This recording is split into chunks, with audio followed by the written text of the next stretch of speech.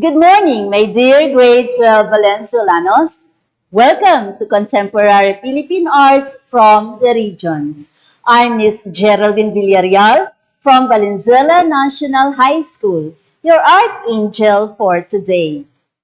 Listen, learn, and engage as we explore the various contemporary Philippine art forms and their practices from the various regions. Before we begin, I would like to remind you of the following. First, prepare your pen, your notebook, and learning module.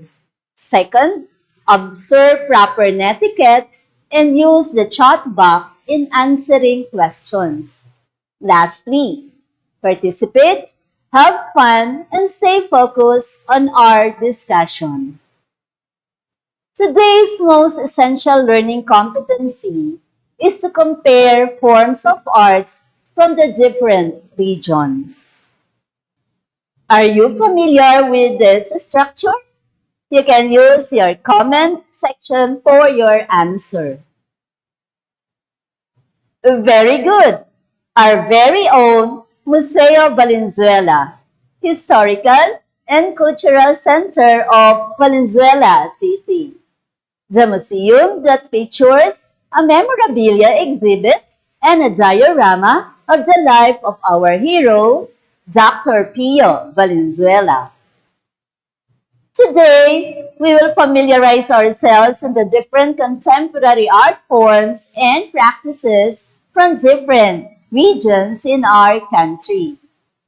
To start with, let us identify the place where each artwork is popular and celebrated by province festival. You may place your answer on our comment section. Are you ready? Let's have the first one.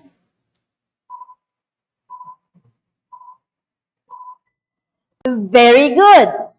Singkaban or Bamboo Festival in Bulacan. Let's have the next slide.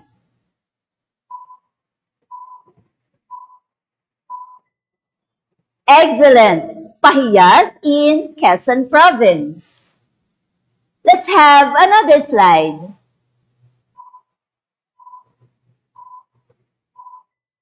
That is great. Pintados in Tacloban. Let's have the last one.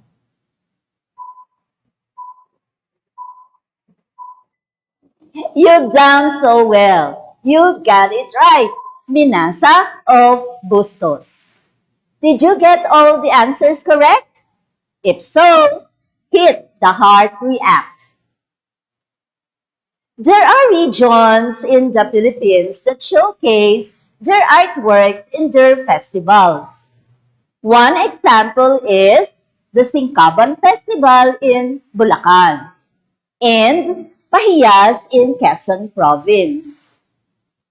What image do you see on the screen? Please type your answer in the comment section. Yes, it is the Manunggul jar, one of our greatest pamana in our cultural heritage. Philippine pottery has been one of the longest traditions in our Philippine culture. Evidence of the early pottery making is found in Sanga-Sanga, Sulu, and Laurente Cave in Cagayan. Pottery is used as an earthenware for cooking and storage container. Art designs are seen in the pottery objects such as geometric cuts, molding, and cording. These pottery traditions continue like the Burnay unglazed pottery in Vigan, Batangas, Leyte, and Bohol. Painting is also popular part of art in the Philippines. We have the tattoo tradition that started from our early Filipinos since the pre-colonial. The pintados art for the purpose of ornamentation and rite of passage. Miranao painting is also a good example of art painting in the Philippines. Naga Dragon and Sarimanok are best examples. We have early modernist painters such as Damian Domingo, Juan Luna, and Felix Hidalgo. Elito Sirca, another contemporary painter who gained recognition because of his technique by using his hair as his brush and a stroke of his blood in a certain corner of his painting.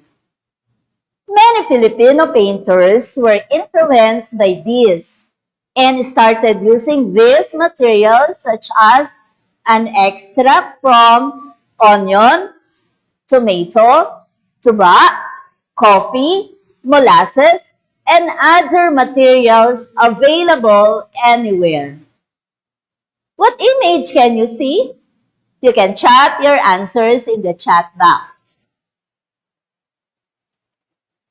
Sarimano, a popular Meranao art, is a well-known design. It represents a fowl wings, feathered tail, and a head decorated with ornaments of scrolled and painted motif of leaves, spirals, and feather-like forms. Are you familiar with this one? You can chat your answers in the chat box. That is the binakol of the Itneg people. They were known for their intricate woven fabrics, which features designs that incorporate optical illusions. Woven fabrics of the Gadang people usually bright red tones. Other people, such as the Ilonggot, make jewelry from pearl, red hornbill, plants, and metals. Their weaving can also be identified by beaded ornamentation. The Lumad people of Mindanao, such as the Balaan, Mandaga, Mansaka, and Tibuli, are skilled in the art of dyeing abaca fiber. Abaca is a plant closely related to bananas, and its leaves are used to make fiber known as Manilahem. The fiber is dyed by a method called ikat. Ikat fibers are woven into cloth with geometric patterns depicting human, animal, and plant leaves. Do you know that there is a chair that symbolizes your social status in the society? This is Hagabi, a wooden chair of Ifugao, which symbolizes his status as a citizen in their community. It depicts the wealth and power of the owner, who is called Kadanagyan, or a person who belongs to the higher status in their society. Only the rich can afford to own it. Together, a ritual after the completion of their chair. This chair is made of nara or ipil-ipil, and the original design is called ginulding-gulding, meaning a goat-like head. At present, Hagabi may have different shapes. One end, which is called niwi, it is like the head of an animal with an elongated nose and two big ears. This kind of art has two main artistic styles. One is carved line, wood carving and metal working called okir, similar to the Middle Eastern Islamic art. This style is associated with men. An Okir design, the scroll is the dominant feature in men's work composed of various spiral forms. In contrast, the zigzag and the angular forms are the dominant motifs in women's geometric art, Okir Abay, ladies' design. The most popular of the Malong style is the land cap, which is either dominantly red, yellow, green, blue, or violet. Kutkut is a technique combining Oriental and European art processes. Very few known art pieces exist today. The techniques were depicted and practiced by the indigenous people of Samar.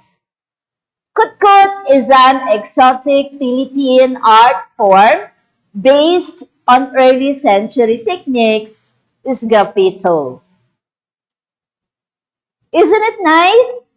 Creativity and resourcefulness are inherent among the Filipinos of the past and the present through a traditional art techniques such as painting in potteries and as body ornament.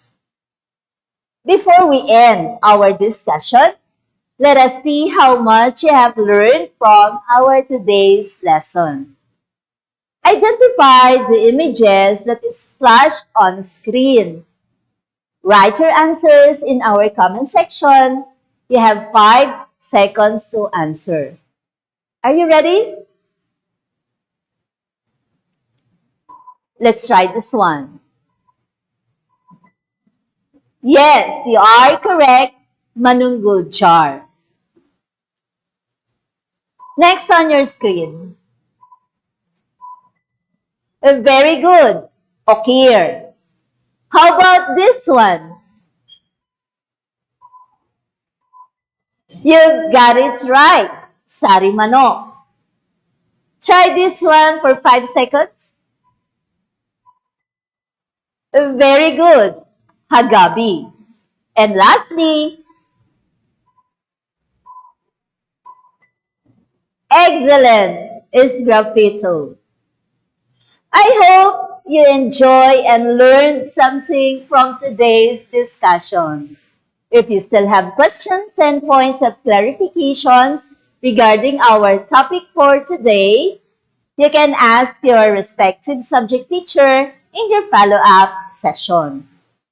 So my dear Valenzuelanos, always keep in mind that arts in various or different forms persuade each one of us to be a better and finer version of ourselves because we are an art piece, a masterpiece of God. Thank you for watching and listening. Once again, I'm your Archangel, Geraldine Villarreal, na nagsasabing, ating mundo'y gawing makulay, keep safe, God bless.